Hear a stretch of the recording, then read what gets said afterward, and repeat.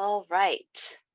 Well, thank you for joining us today for the Connecticut Historical Society Lunch and Learn, Black Revolution on the Sea Islands. Our presenter is New England Regional Fellowship Consortium Fellow Frances O'Shaughnessy. Frances is a PhD candidate at the University of Washington in the Department of History, currently completing their dissertation, Black Revolution on the Sea Islands, Empire, Property, and the Emancipation of Humanity. They are a historian of the African diaspora with a specialization in 19th century African American history.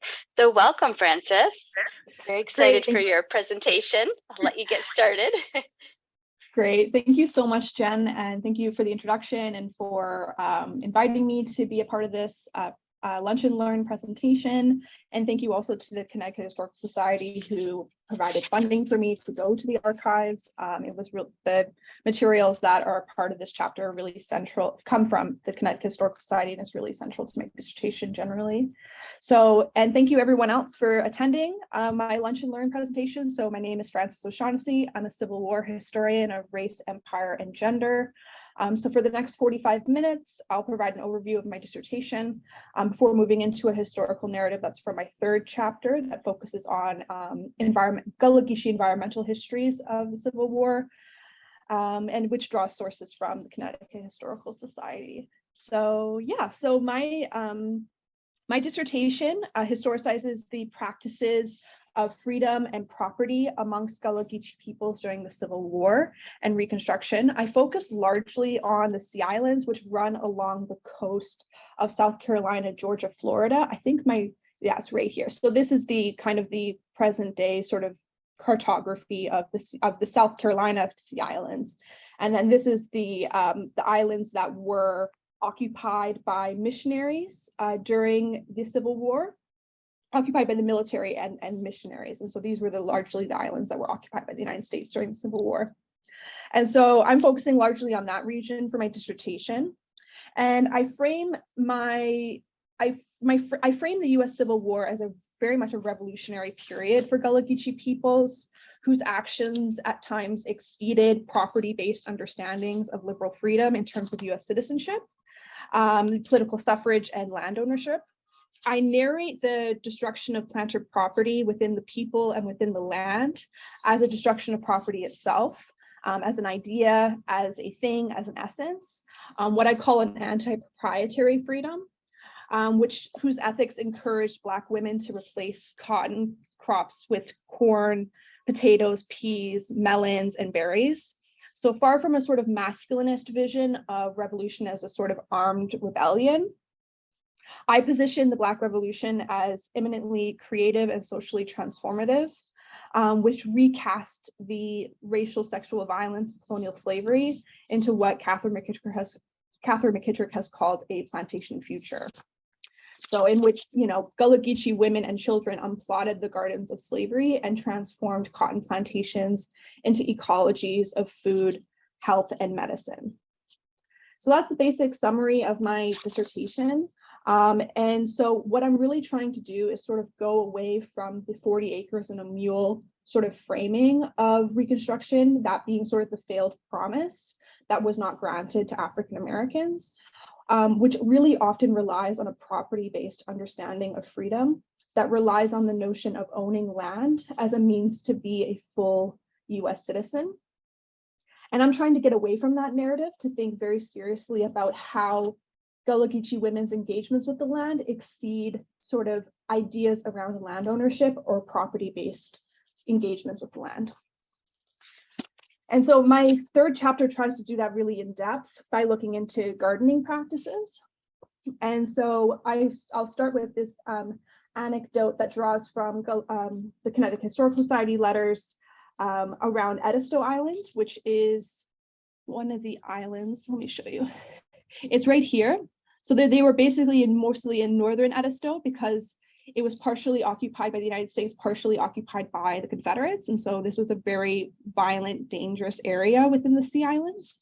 And so I start with a focus on what happens to Edisto Islanders during the war.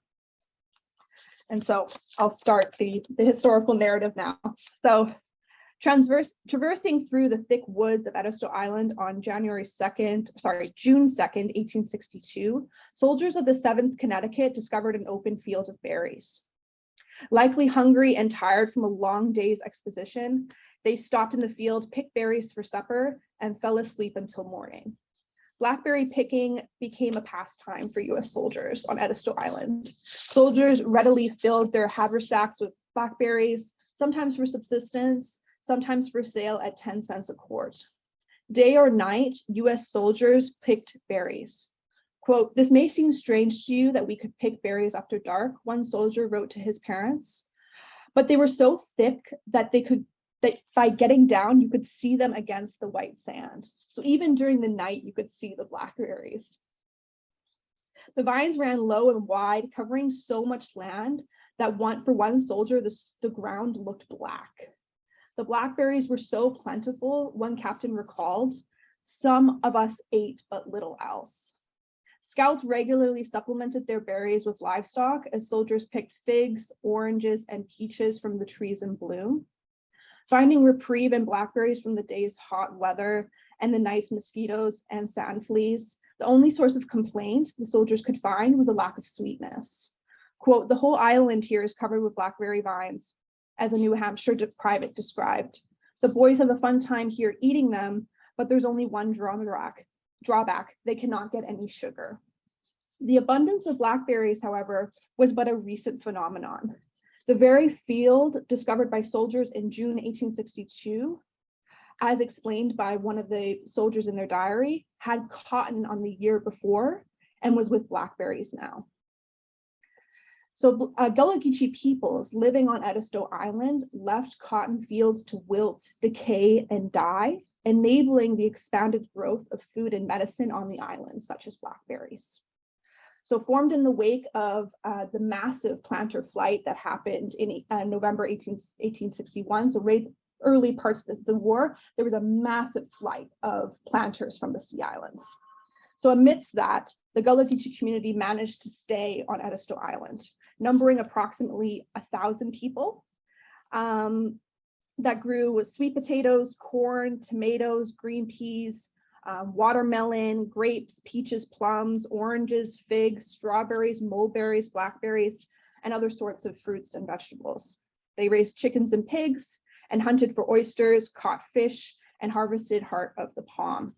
As a source of food and shelter between the military lines of the United States and Confederate States, the Edisto so-called colony became a hub for Black fugitives, whether as returnees following the planter removal in the fall of 1861, or as arrivals from the greater interior that's occupied by the Confederates. So in one case, 84 people on a James Island plantation went off together to Edisto, producing a great calamity for the planter family. A superintendent reported another instance of 40 people escaping the Confederacy to Edisto Island, bringing with them a lot of stout cattle, sheep, hogs, and 80 bushels of rice. So constantly increasing in number is the quote. One naval officer in late 1861 witnessed Gullah Geechee peoples building homes. As decaying cotton fields became a source of nutrients for the berries and other foodstuff, one captain could only explain the blackberries as growing spontaneously upon the abandoned fields not having a cultivator. For at least one US official, amidst the revolutionary transformation of cotton fields into fields of food, the absence of white planters meant that Gullah Geechee peoples were quote unquote doing nothing. So amidst this massive amounts of labor to transform these cotton plantations, US officials really struggled to regard it as anything else but Black people being lazy and not doing cotton labor. So living between two empires, Gullah Geechee communities on Edisto Island struggled to resist removal as efforts to retain food came under the language of pillaging. So upon the discovery of the Confederate fort at Edisto as being quote unquote entirely deserted in December 1861, one US captain intervened and prohibited Black people's gathering of rice, sugar, bacon, and corn from the Confederate commissary store, seizing the food instead for the US Navy. Their naval incursions worked alongside Confederate raids, whose cavalry was all across northern Edisto, under the principal, if not sole object, this captain explained, to drive Black people into the interior. Carrying roughly 20 muskets left behind on the island and quote unquote most anxious to obtain more, some Gullah Geechee engaged in armed struggle on the island, while others responded to the raids by escaping into the woods, swamps, and rivers. One Black man who was described as holding general superintendence of the colony described to US officials in late January 1862 that he wished to land forces in Rockville, which was a Confederate town, and drive the Confederate soldiers back. Confederate officials the same day and subsequently US officials reported Black people attacked Confederate pickets on Edisto, describing the armed Gullah Geechee as quote unquote an insurrection incited by the enemy, that being the United States.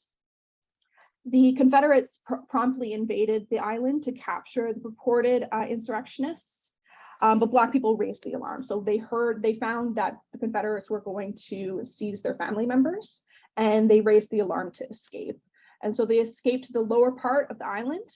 So the Confederates captured quote unquote less than would otherwise be anticipated, which was nonetheless 80 people, placing the men under guard and sending the women and children to a Confederate workhouse. The convicted Gullah Geechee men, one general proposed, should be hanged as soon as possible at some public place as an example. The US official in turn called for the quote unquote protection of Black people through military occupation. So beginning in February 1862, the US occupation of Edisto Island laid claim to the land and to the people through the soldiers' depredation, so through the US soldiers' plundering of Black people's food. So over the next few months, 600 US soldiers removed mules, wagons, furniture from the island, butchered animals for meat, and raped Black women. Quote, "The hardest work I have is to fight soldiers," quote, complained a missionary planter. Quote, "They take my teams away from my men, steal the chickens and eggs from my old people, and break into the cabins at night to insult the women." Despite counting 2,300 Gullah Geechee on the island in February 1862, or about 1/3 the population pre-invasion, so pre-November 1861, US officials attributed the growing food scarcity to Black fugitivity. So they described boatloads of Black people of both sexes, old and young, came over from the Main nearly every night, in such numbers that provisions could be scarcely provided for them. Military officers began as fast as possible to remove Black people from Edisto to work in the camps along Hilton Head, along other islands within the Sea Islands. Treasury agent Edward Pierce saw the answer to the Edisto Islanders' great destitution by insisting that they stay on the island to grow cotton, which could be quote unquote safely farmed as soon as troops can be spared. And the soldiers did not protect Black people from their own plundering, from their own depredations. And so when they were not hiding at night from US soldiers, Gullah Geechee devoted their time to vegetable gardens, not to cotton cultivation, and they self-organized a school to teach each other to read.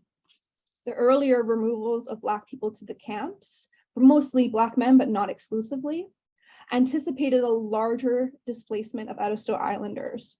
So in April 1862, as a means to consolidate scattered forces, General David Hunter, who was the commander of the Sea Islanders, or of the Sea Islands and what's called the Department of the South, called for a withdrawal of US forces on Edisto Island, which entailed therefore the removal of well over 1,600 Gullah Geechee people to St. Helena, which is an island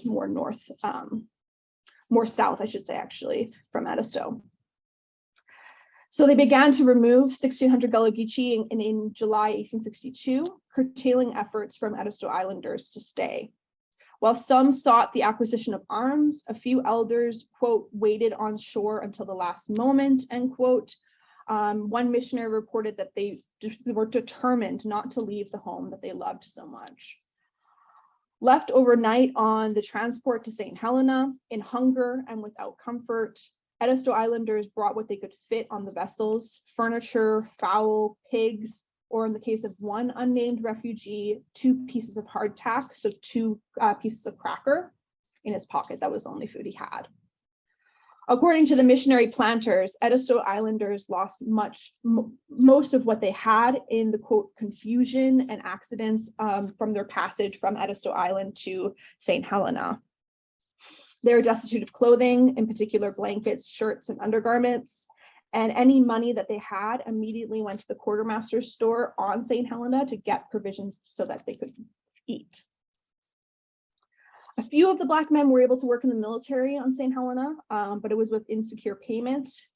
And the Black women, children, and disabled men often stayed in an overcrowded village, enduring alarming amounts of sickness.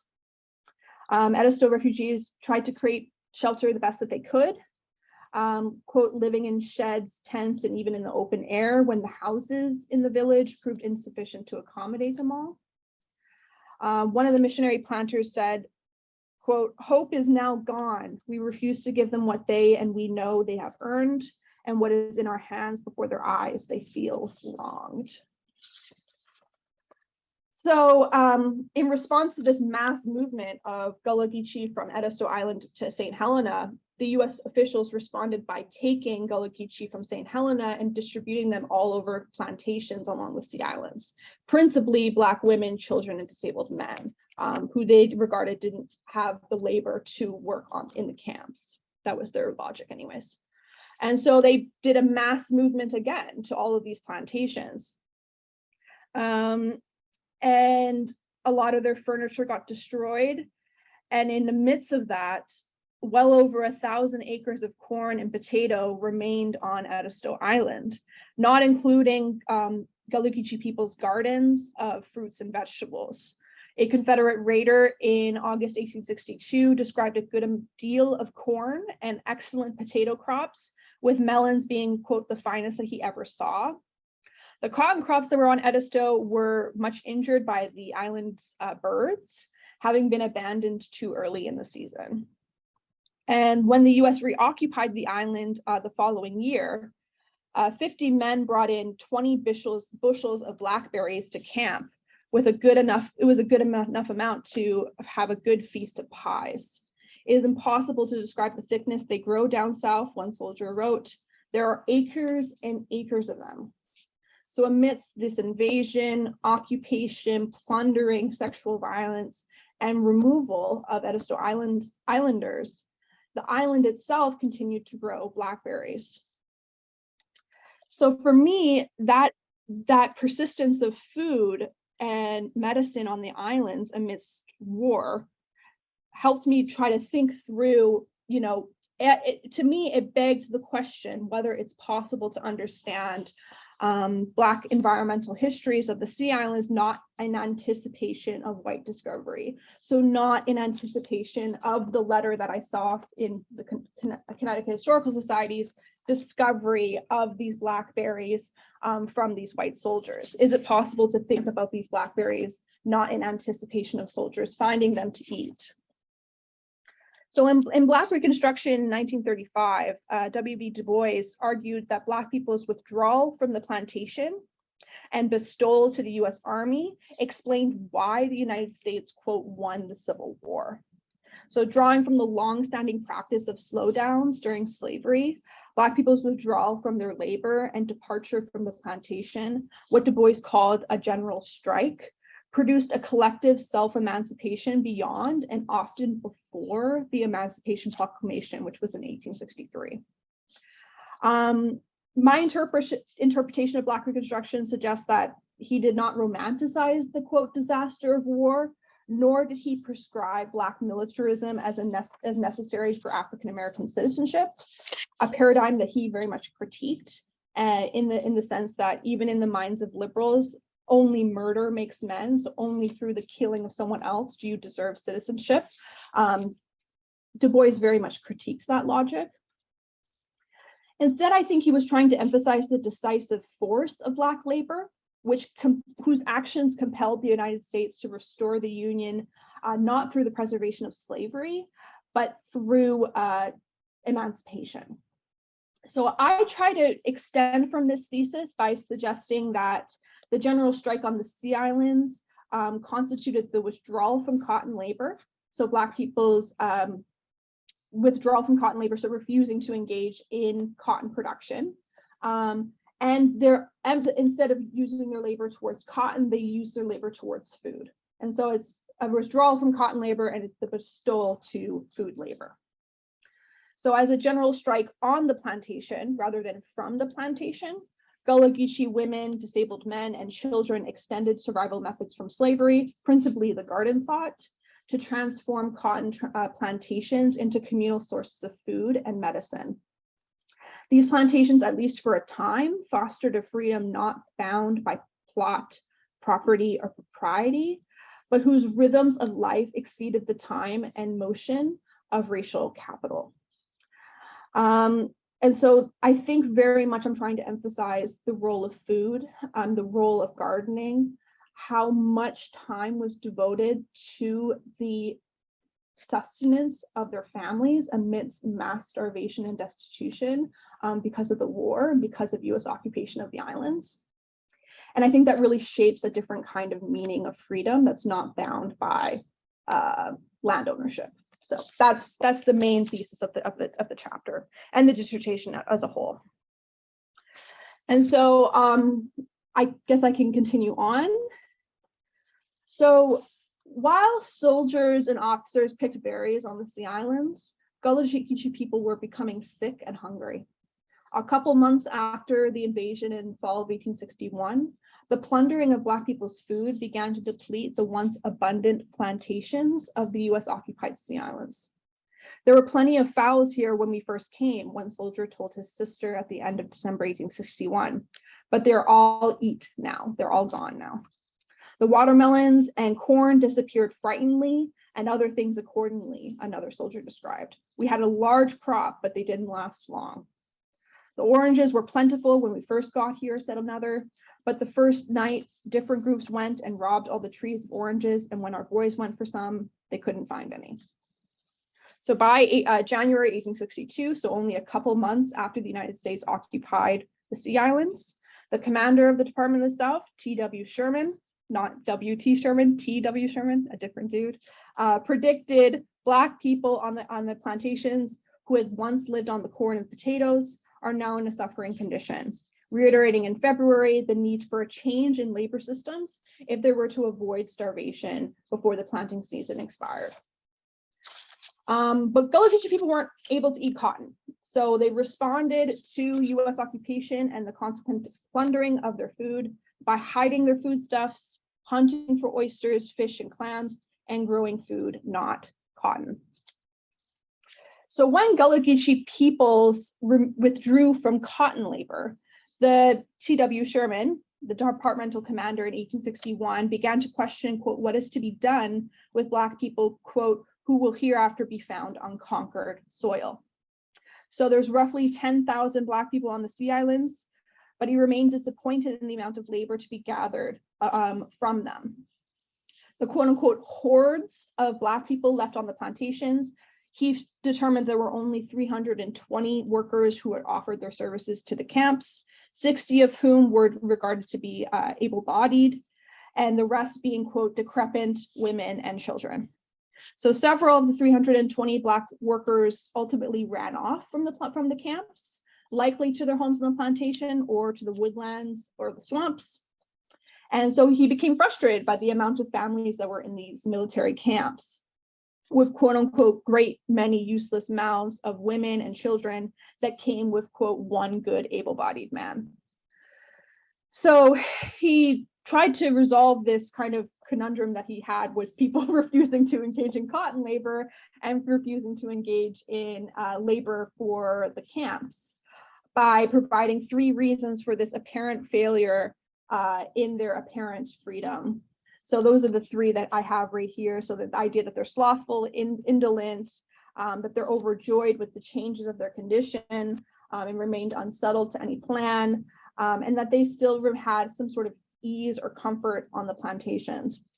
And this is a very typical planter argument around Black people very much a typical argument around Black people in general within the 19th century.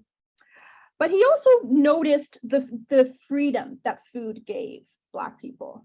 He noticed the celebrations of freedom that resulted in Black people being unsettled to the restoration of cotton production. And he noticed that the comfort on the plantations that at least existed in December 1861, when there was still food on the plantations, that helped Black people be free of cotton labor. He nonetheless predicted that they would eventually need the care of the Union Army and its rations to survive.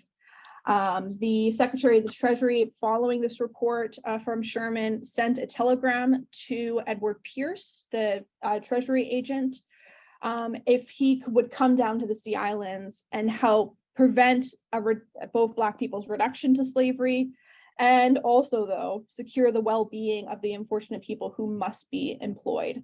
So they very much didn't want slavery to return, but they wanted cotton production to be maintained under logics of free labor, right?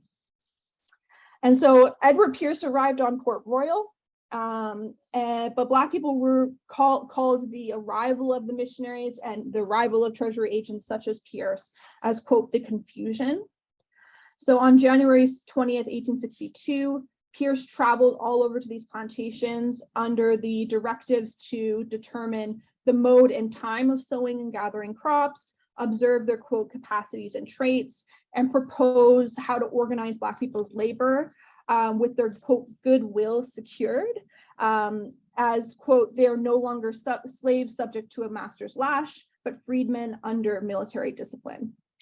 So he took census records, he calculated cotton to food ratios, and amidst this work that he was doing, Gullah Geechee people repeatedly told him that they did not have enough to eat, or they had nothing to eat, or they were short on rations.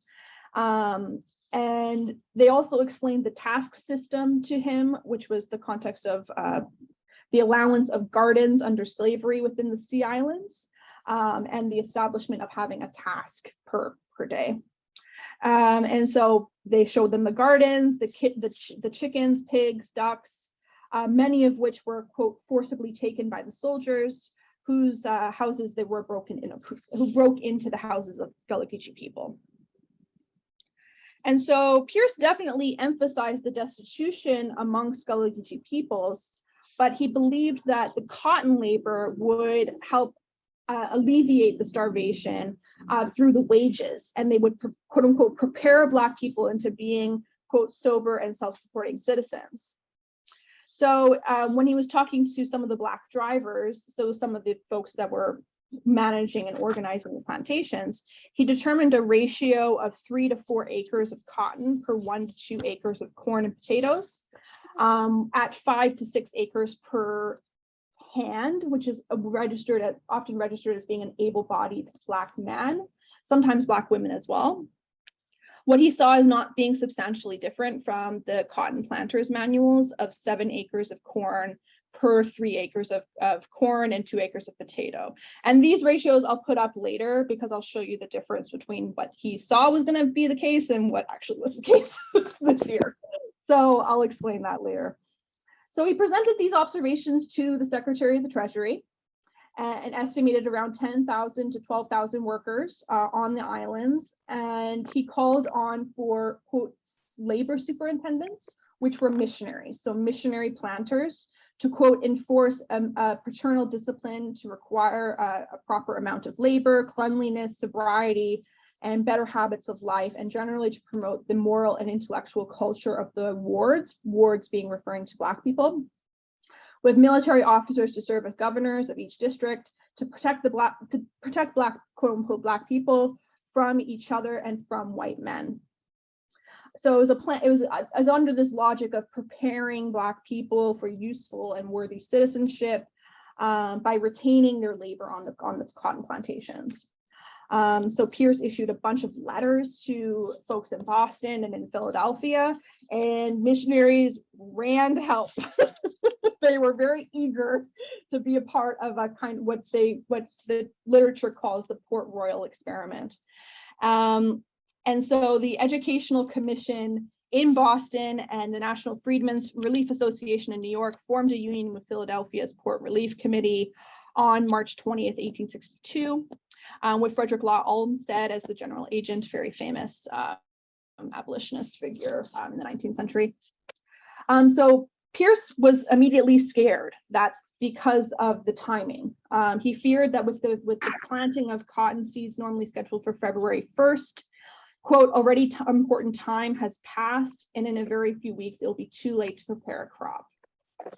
With an offer of transportation, subsistence, and quarters, and quote, military protection for all of the superintendents, so the missionary planters, physicians, and teachers, Pierce immediately ordered seeds, hoes, plows, but the food rations, at least for Black people, proved to be an afterthought. Clothing and donations from benevolent, quote unquote, benevolent Northerners ultimately only provided Black people very poor secondhand rags that would not be feasible for clothing.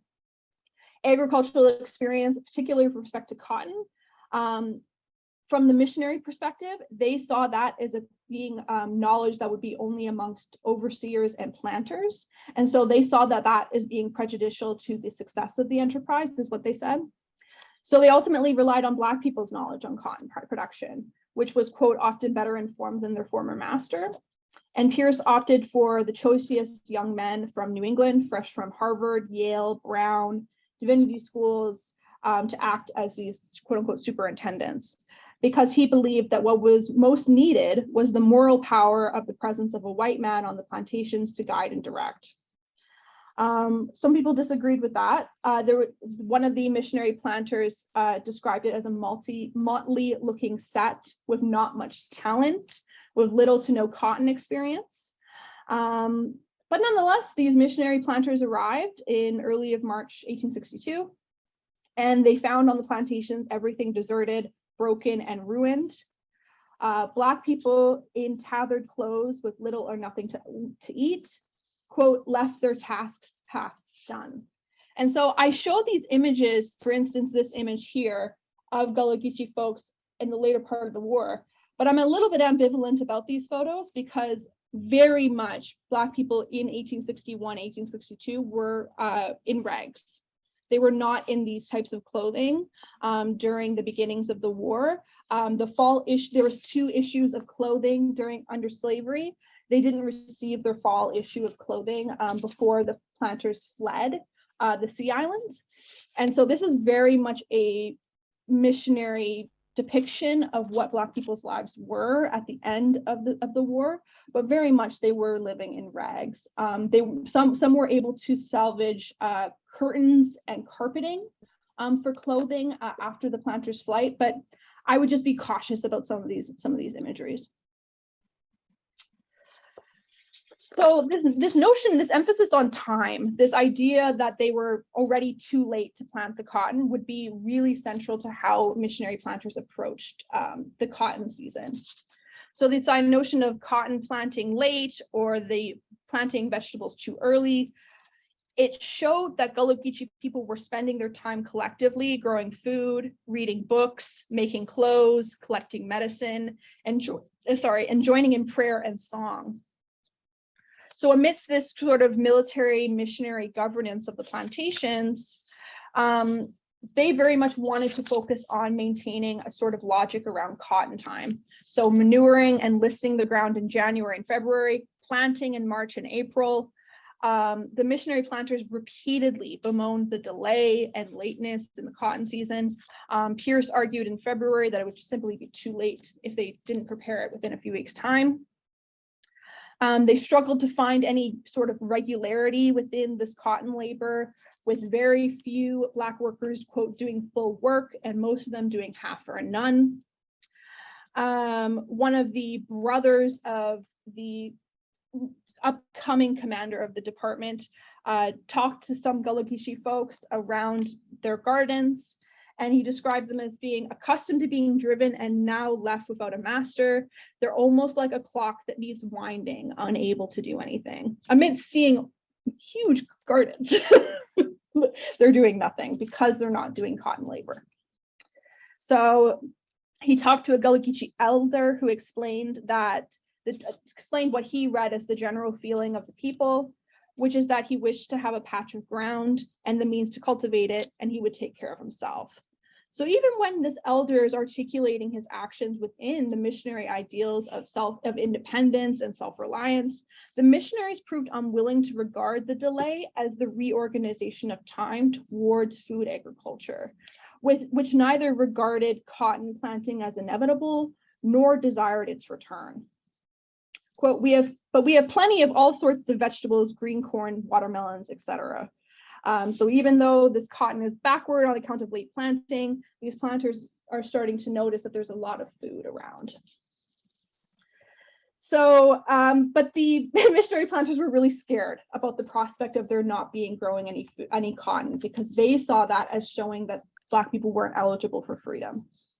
And so before long, the Educational Commission issued another call for donations, explaining that without some help, direction, and restraint, these, quote, unhappy creatures, the victims of an institution which nearly every citizen in the United States is in some measure accountable, may soon sink into a deeper misery than they ever have known and become not only vicious, but ungovernable and very dangerous. So definitely using the register of and discourses around slave insurrections of Black people killing white people, that type of logic, to advocate for donations for their cause. And one missionary planter recorded Black women's agriculture in April 1862. So planting approximately 13 acres a day, Gullah Geechee workers planted corn on one plantation and potatoes on another. Quote, swinging their hoes in unison, timed by a jolly song, words indistinguishable. That's what the missionary planter wrote in his diary. Gullah Geechee women also spent their time going to school and making clothes. And when the missionary planters tried to give cloth only to the worthy women, so only to the women that were doing cotton labor, the men left their work and came down in a, quote, posse, so in a group, to reject the division between worthy and unworthy women, with everyone agreeing to wait until everybody received cloth before accepting it. So resisting work on the weekends, Gullah Geechee workers were undeterred by the missionary planters' threat to report them to, quote, Massa Lincoln as being too lazy to be free. They retorted in response, no clothes, no tobacco, no molasses, no bacon, no salt, no shoes, no medicine, responding to the failure of the missionary planters to provide means of sustenance that their enslavers did provide, at least within the logic of this, within this discourse. A response that Filbert could only regard as very true and unanswerable. Women witnessed cotton agents taking men from the fields. They declared, so amidst this taking of the men from the fields to work in other systems of labor, women responded by saying, let's go work for ourselves. So instead of continuing the cotton labor, they returned to their gardens, tilling the food and planting corn, and some went to shore to catch crab. The women therefore left the fields early. The driver, the Black driver, utterly discouraged, resigned to planting his own garden. The assertion of the Gullah Geechee women was, quote, a most Republican spirit, Filbert admitted, the missionary planter admitted, but not in a way to be encouraged at present. Only 3 of the 9 days in the missionary's diary mentioned cotton labor, and it was always preparing and listening, not planting. In the days that followed the diary entries, another missionary reported Gullah Geechee people on those plantations refused to work 4 hours a day on cotton in what she called a small rebellion. So the workers, quote, insisted on cultivating their corn patch only and threatened to break into the corn house, quote, unprovided with food. Another missionary planter reported that the missionary planter that wrote the diary blamed cotton agents and soldiers for the chaos and insubordination on the plantations, and organized a meeting with Edward Pierce and other missionary planters to request military assistance to arrest and guard the workers. To the families, the Gullah Geechee's families, great alarm. And so this complete reorientation and reorganization of time towards food fostered a very different rhythm in their lives. It fostered what I call a rhythmic infrastructure of Black Revolution, as sustenance that was once confined to the garden plot extended across the land and the waters. So they were no longer bound to cotton time, which limited garden time to the late evening, Sunday, and recognized holidays. And the move from cotton to food changed the very rhythms of their lives. So fruits and vegetables encompassed entire fields, as Gullah Geechee sang the songs of their ancestors and descendants. Black women and children traveled by boat and caught oyster, fish, and crab, likewise under song. It was often their songs were regarded as unintelligible to many of the white listeners, and the rhythms of the Black Revolution expressed relations between Gullah Geechee peoples and all the living beings that colonial slavery sought to alienate from them, so all the beings that were a part of the land.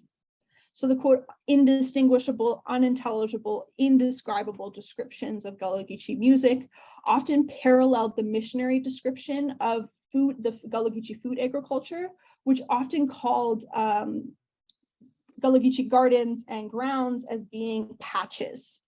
And in the sense that they're often defying a sort of linear scope and scale of plots, right? The way that they're gardening very much exceeds a sort of bounded linear territorialization of the land. And so one of these abolitionists who these abolitionists were very fascinated by the music. And even though they sometimes described them as exceedingly simple, one missionary nonetheless understood it as a matter of instruction.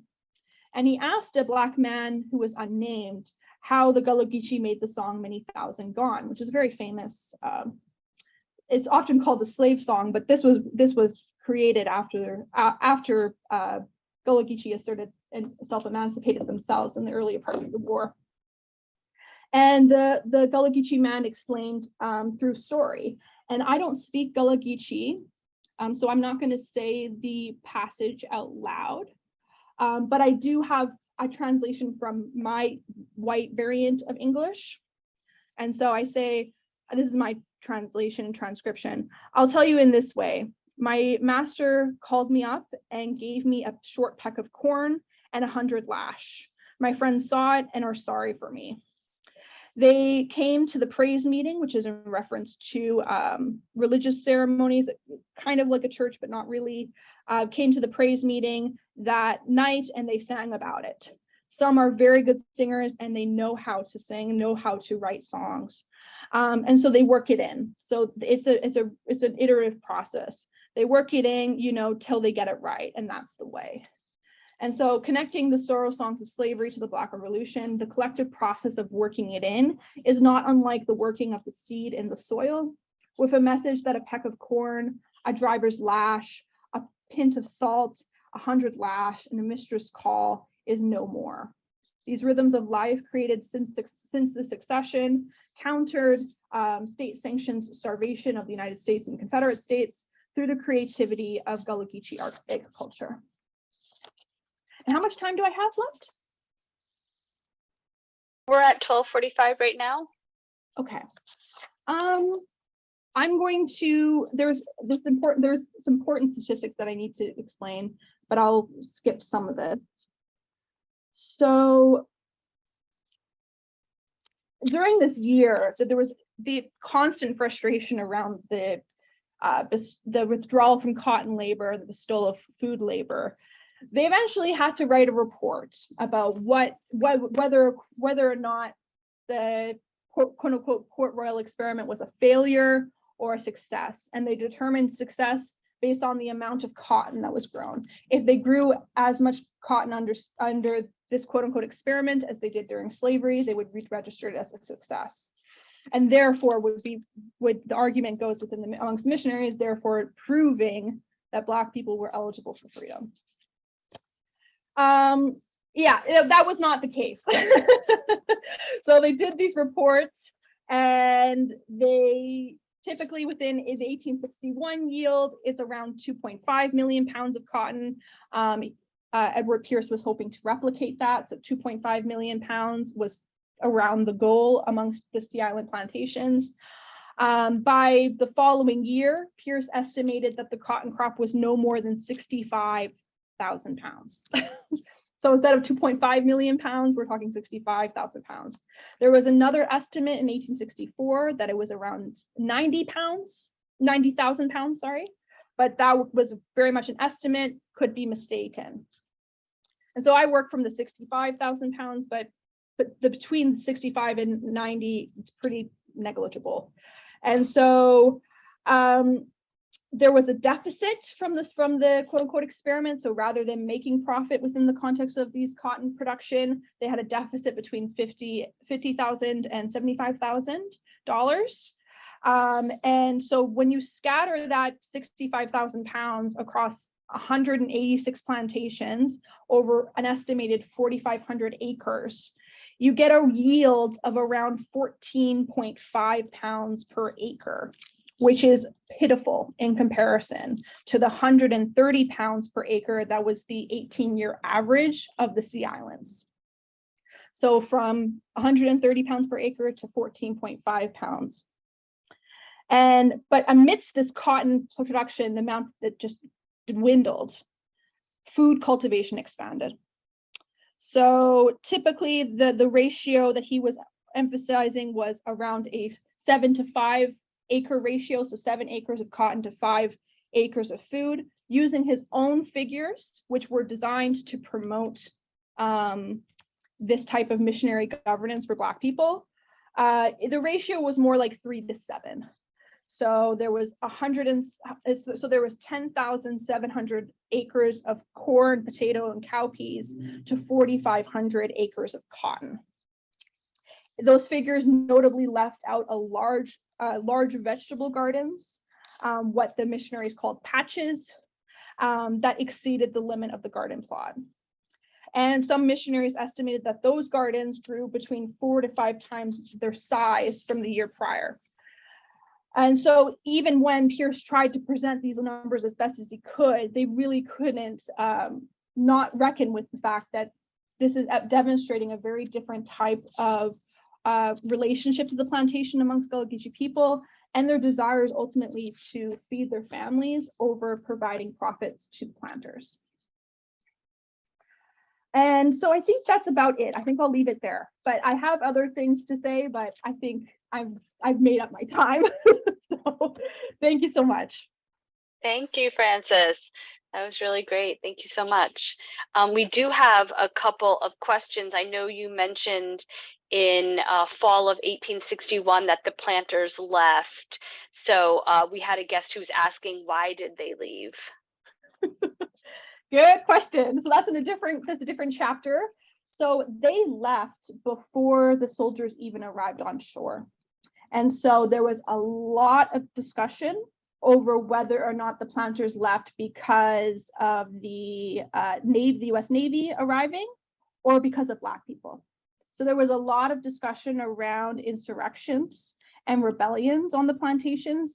And I make it a little bit ambivalent within the way that I write it, but certainly there is a lot of evidence of Black people refusing to leave the plantations, because when the planters left, they wanted to take all their property with them, which would have included Black people, important movable property in their minds.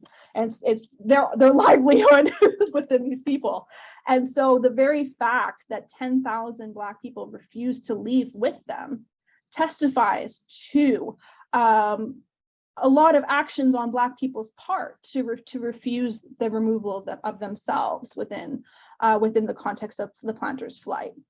But a lot of US officials very much believed that the planters left because they were scared of the enslaved rebelling against them. Like that was really the main crux of the dynamic of the flight. And I think it was the context of the naval battle that happened in November 1861 it happened amidst this flight, that there was a real fear around the US occupation, coupled with the fear around Black people themselves that led to their flight. But I think it's important to just remind ourselves that it would have been a lot of, it was really dangerous for Black people to refuse removal from the plantations during the flight. And so the fact that they were able to remain is a really revolutionary action in my mind. Okay, moving on. We have another question. Kathy's asking, the missionary planters, or commenting at least, the missionary planters sound like slave owners. I thought they were emancipated people. Everything we learned here in South Carolina at Mitchellville, on Hilton Head, and at the Penn Center on St. Helena Island is quite different. Yeah. I think that the contradictions between the missionaries and how similar they were in terms of their approaches to cotton production as they were to the enslavers is an important thing to notice. I call them specifically missionary planters for a reason, because I do see them as planters. They did take on the position of what the enslavers were. They did occupy the house. They did have servants. They did order Black people to grow cotton. Their distinction that they made between what was happening, the distinction that they really wanted to emphasize between themselves and the enslavers was that they didn't use a whip. But they certainly used the memory of the whip to enforce labor, to enforce cotton labor.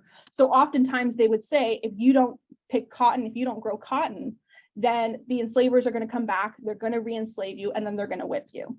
So they very much used the memory of the whip, even if they didn't use it themselves, to continue cotton production. So I think the similarities between the two are really important to think about. Obviously, they're not the same, but I think their emphasis of how try to maintain cotton labor, to maintain cotton production, and how that very much differed from what Gullah Geechee people's actions suggest at the very minimum. So yeah, I mean, that's what I would say to that question. I think Priscilla is sort of following on the same lines. She said no one was officially emancipated until the Emancipation Proclamation as well. So it depends on how you define emancipation. So if it's defined by the state, so the sanctioning by the state saying Black people, you are free, then you could cite David Hunter's proclamation in May 1862 as saying that's when the Sea Islanders were emancipated. Or you could cite the Emancipation Proclamation, which is in reference to enslaved people within the rebellious states. So not enslaved people within the border states. They were still enslaved after the Emancipation Proclamation. Or you could talk about the 13th Amendment. I think there can be debate within those three.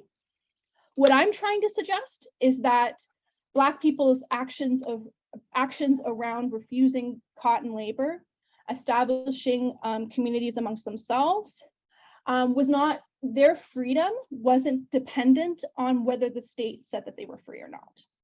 And so they very much regarded themselves as free, and expressed themselves as free, and said they were free, and expressed actions that indicated that they were free in November 1861. And I think that freedom that was expressed amongst them within that earlier part of the war is vastly different than the freedom that gets understood by the state in 1863. I know as we're talking like dates and like years and like what's the difference between 1861 and 1863? In my dissertation, it's hugely different. And so I think thinking very seriously about those early years of the war is really important, because it shows that they did not attach their freedom to their ability or capacity to grow cotton, to soldier, or to be U.S. citizens necessarily.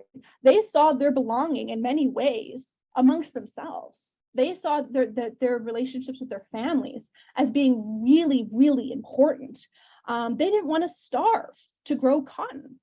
And so in that context, I think thinking about, rather than focusing on the missionary kind of failure of cotton growth, we can celebrate the immense transformation of these cotton plantations into huge fields of food. Like in my mind, that's revolutionary. Steve is asking, first of all, saying thank you.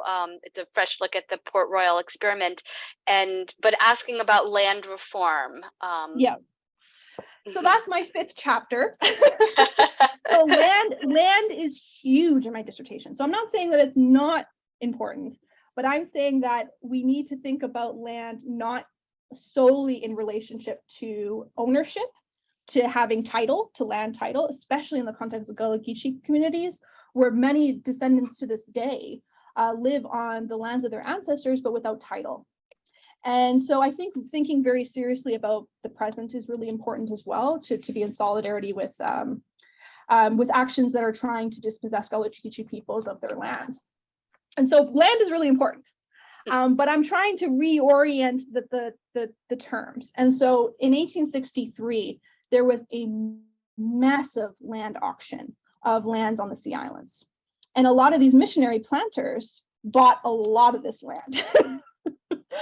They bought so much land. And so what ends up happening is that the ownership becomes a means to maintain Gullah Geechee labor on the plantations. And so the land reform is really important because I think the desire of this 40 acres and a mule, which is from the famous Sherman, W.T. Sherman, was very much in the context of this huge scramble to claim all this land amongst principally white Northerners. And so I'm trying to suggest that Gullah Geechee people's relationships to the land weren't solely in relation to gaining title, although some definitely saw gaining title as a strategic endeavor, as a strategic move that was necessary within that context. And so I'm just allowing for a sort of alternative narrative alongside some of the more strategic actions that were taking place at the time. Thank you. Anybody else have any other questions? Feel free to put them in the chat. I know we're running up to 1 o'clock. Anybody? Well, thank you so much, Frances. This is really informative, really interesting. Great. Yeah, thank you so much. I really appreciate the talk, and I appreciate all the questions that were provided. Look forward to seeing how the rest of this dissertation comes together and getting an update. Is it possible to just share my screen for a minute? I'd love to tell everybody a little bit about some upcoming programs before we say goodbye.